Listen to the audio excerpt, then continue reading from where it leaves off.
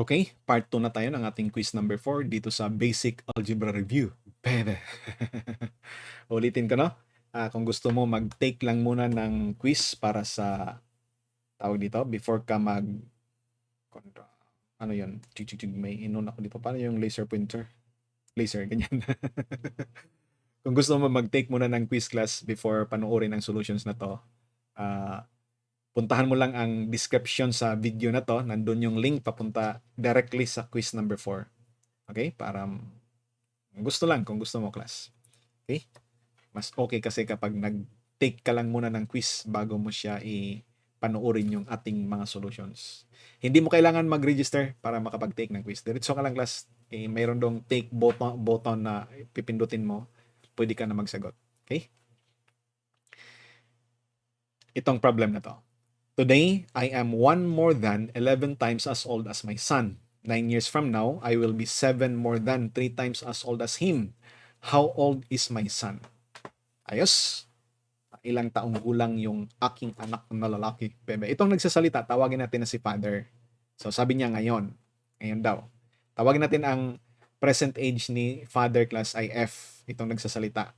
Tapos yung kanyang son naman, ang present age nito ay S. So, sabi ni father, today daw, ang kanyang edad ay 11 more than. So, ay 1 more than pala. 1 more than. 1 more than 11 times as old as his son. Okay? So, 1 more than 11s. So, i-arrange natin to, class. F minus, transpose to the left, minus 11s is equal to 1. Tapos, 9 years from now, or 9 years hence, ang kanyang edad, class, itong sila actually dalawa, madagdagan ng 9 yung kanilang mga edad. Natural, no? 11 years from now, kahit tayo, class, 9 years from now, kahit tayo, class, 9 years from now, ang mga edad natin, plus 9 tayo. Okay? 9 years from now, itong si father, natural, ang edad niya magiging F plus 9 na. Okay? F plus 9. Itong edad daw niya, 9 years from now, will be 7 more than. Okay? 3 times sa edad ng kanyang son. Natural, yung edad ng kanyang son, madagdagan din ng 9. So, ulitin ko, class, ang edad ng father, 9 years from now, ito yung edad ng father, ha, nabuo na F plus 9. Itong edad ng father, 9 years from now, will be 7 more than 3 times as old as his son. Natural, itong edad din ng son, madagdagan din ng 9. So, i-arrange natin, class, in this manner na mauna si F, tapos sunod ang S. So, magiging F, meron tayong 3S dito, i-transpose, minus 3S. We have this 3 times 9 is 27, plus 7 minus 9, magiging plus, is equal to 25, positive 25. Okay? This is our equation number 1.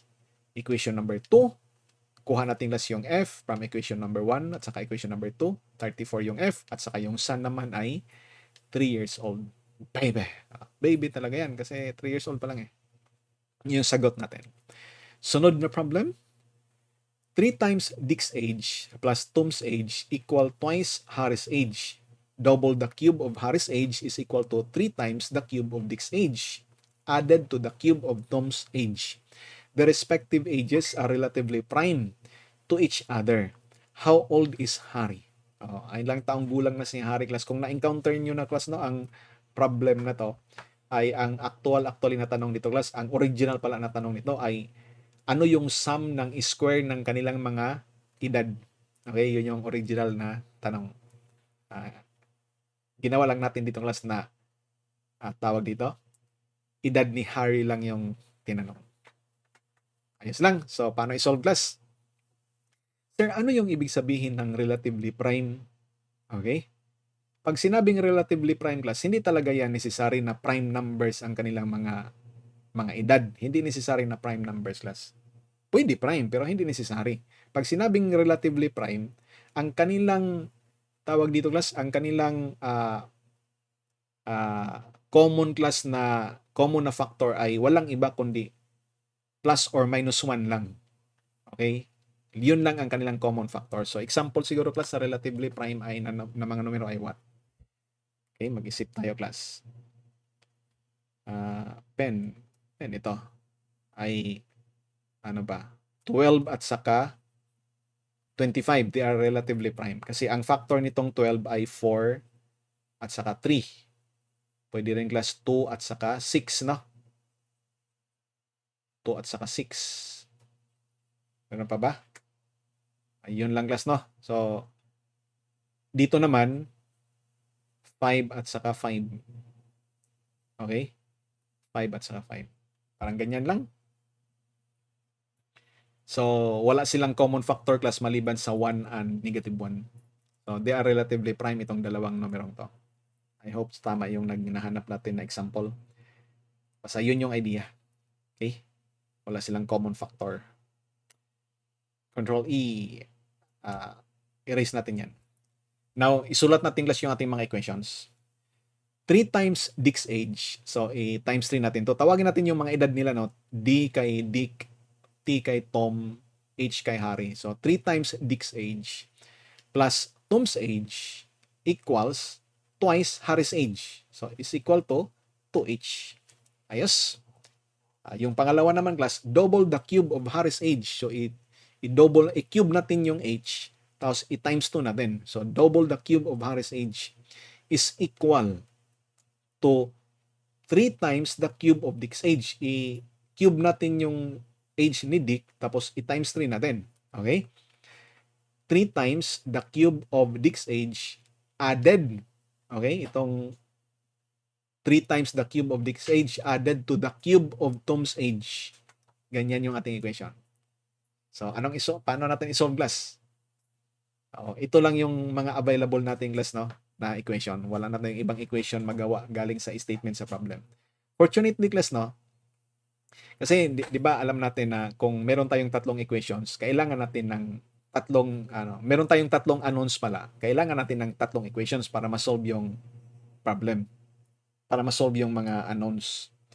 Unfortunately, wala tayong magawa. Okay? Na another equation pa. So, paano natin to ma-solve?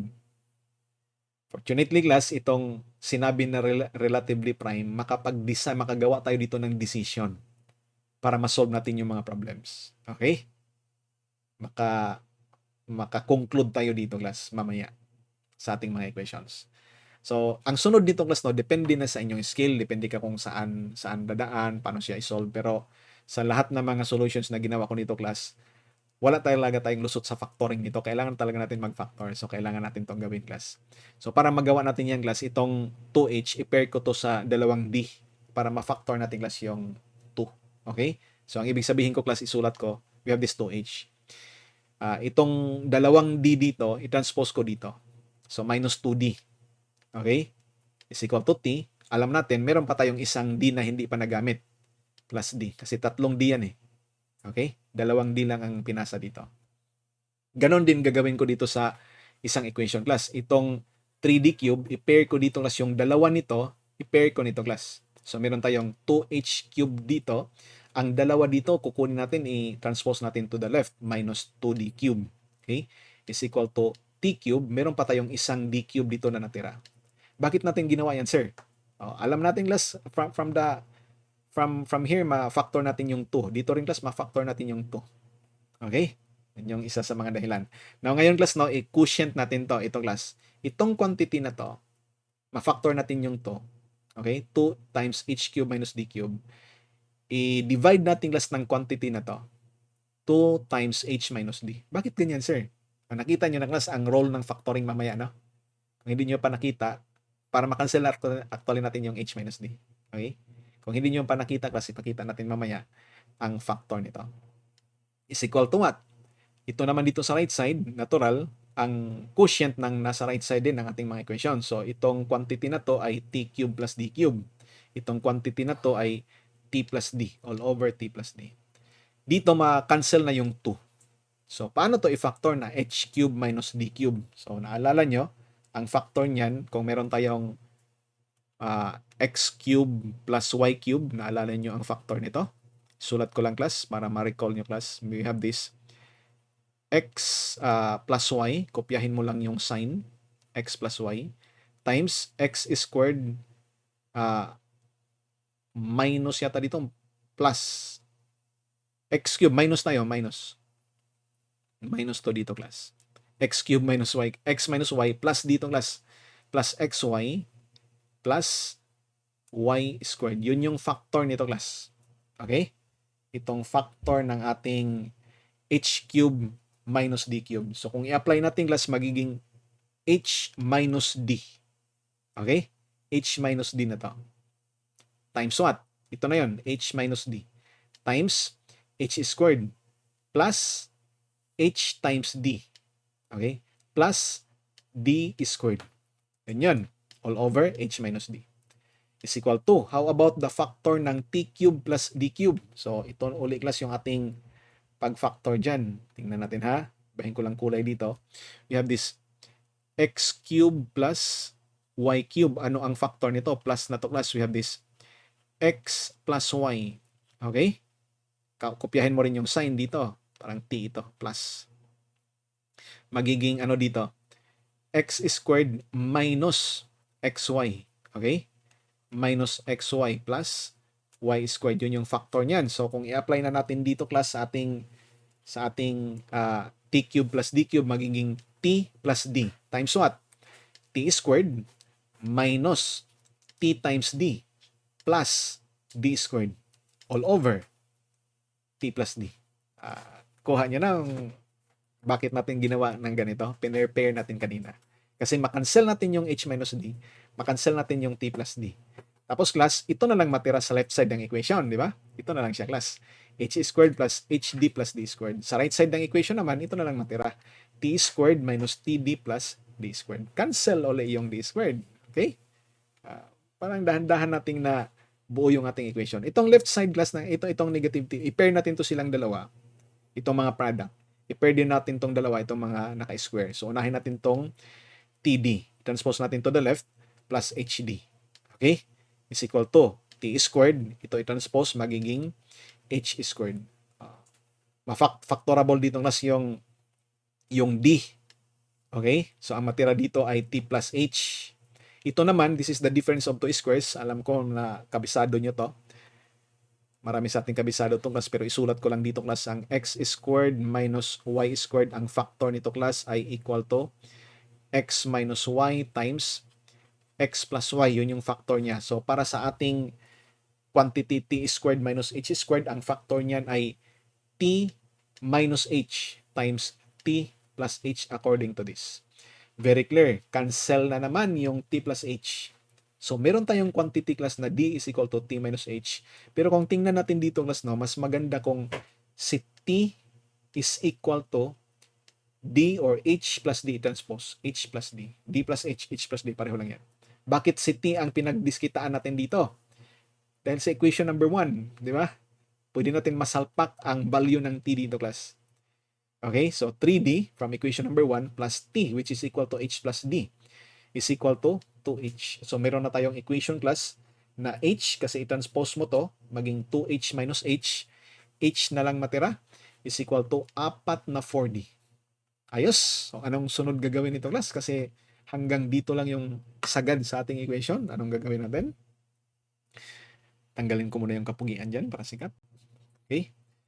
Dito natin class i-implement ito. Relatively prime sila. Okay? Kasi kapag mag-assign tayo class no ng d is equal to negative 1, we can assign negative 1, positive 1. We can assign actually d is equal to positive 1 without loss of generality. Kasi prime siya eh. Relatively prime, maglagay tayo ng d dyan ng 1. Ibig sabihin class, yung mga sagot pala natin dito ay hindi unique, no? Mga possibilities lang kasi pwede naman iba eh. Pero ito talaga yung pinaka-safe natin. Okay? D natin 1 para wala na, relatively prime. Yung nakuha yung ibig sabihin class kasi yung relatively prime na mga numbers class, ang common factor lang nila ay 1 at saka negative 1. Okay, so safe ka class, doon ka sa safe na d is equal to 1. Bakit si d ang pinagdiskitaan natin? Kasi lahat dito ng mga value class ay in terms of d, si t in terms of d, si h in terms of d. So makuha natin si h is equal to 4 at saka si t naman ay equal to 4 plus 1, 5. So ito yung isa ng posible nating sagot sa kanilang mga edad. Pwede ka makahanap pa class ng ibang numero na relatively prime. Natural, wala yan sa choices. So ang sagot natin dito class ay 4. Si Harry ay equal to 4. Uulitin ko, yung original na tanong nito class, ang tanong actually ay sum ng kanilang squares. So, tingnan natin class yung sum ng kanilang squares that is equal to, anong tawag dito? Pen. Okay? Ang sum ng kanilang squares ay equal to d square plus h square plus t square. So, ang sagot na to class ay ilan? I-calculate natin yan. We have this. Okay. Off natin. We have this 1 square. I-square ko pa talaga yung 1. Plus 16 plus 25. So, 5 squared. That is equal to 42. 42 yung sagot sa original na tanong. Okay? Ito yung original na tanong. Ayos?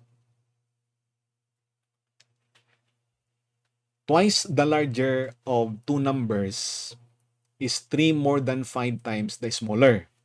Okay? And the sum of 4 times the larger and 3 times the smaller is 71. What is the smaller number? Ano daw yung mas maliit na numero? Tawagin natin ang mas malaking numero class no na x. Okay? Or L. Okay? Twice the larger of two numbers is 3 times. Ito daw na doble sa larger na numero is 3 more than pala is equal to 3 more than, okay? 3 more than 5 times the smaller na number. Ang smaller na number tawagin natin na s 3 times is 3 more than 5 times sa smaller na number. So, yan yung ating equation. Ma-arrange natin to class into 2L minus 5S is equal to 3. Okay? Halos kapareho lang kanina sa problem. Nas ano pa? And the sum of, sana tayo? And the sum of 4 times 3 more than times the smaller number. And the sum of 4 times the larger number, ang sum daw ng 4 times nitong L, okay? 4 times nitong L, and 3 times the smaller, 3 times nitong S, ang sum nilang dalawa, ang sum ng 4 times nitong L at saka ang 3 times nitong S ay aabot daw ng 71. So, meron tayo uling equation number 1, equation number 2. Okay? Ipasok sa inyong calculus yung dalawang equations na yan. Makuha mo yung L is equal to 14. Ang smaller number na required ay equal to 5 and that is the answer. Ayos! At dito natin tinatapos. Nawala yung ating kapugian pala dyan. Ibalik natin.